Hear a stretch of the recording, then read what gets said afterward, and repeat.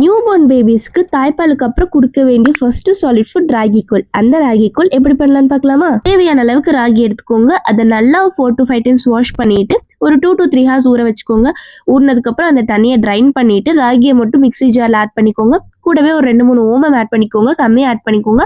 Because digestive problems எதுவும் வரக்கூடாதுங்கிறதுக்காக இதை add பண்ணுறோம். கொஞ்சம் தண்ணி அதிகமாக ஊற்றி நல்லா ஃபைனாக அரைச்சிக்கோங்க. பிகாஸ் நம்ம அதில் இருக்க பால் மட்டும் தான் எக்ஸ்ட்ராக்ட் பண்ண போகிறோம். நீங்கள் இந்த மாதிரி ஸ்ட்ரெயினர் யூஸ் பண்ணாலும் ஓகே, இல்லை காட்டன் கிளாத் யூஸ் பண்ணி அதை நல்லா ஸ்ட்ரெயின் பண்ணி அந்த பாலை மட்டும் எடுத்து வச்சுக்கோங்க. இந்த பாலை நான் இன்னைக்கு நாட்டு சக்கரை ஆட் பண்ணியிருக்கேன். பிகாஸ் பாப்பாக்கு 8 months ஆனால நான் நாட்டு சக்கரை கொடுக்குறேன். 6 months பேபிஸ்னா நீங்கள் இதை ஸ்கிப் பண்ணிக்கலாம். கேஸ்ல மீடியம் ஃப்ளேம்ல வச்சு இந்த பாலை நல்லா மிக்ஸ் பண்ணிட்டே இருங்க. கைவிடா மிக்ஸ் பண்ணுங்க.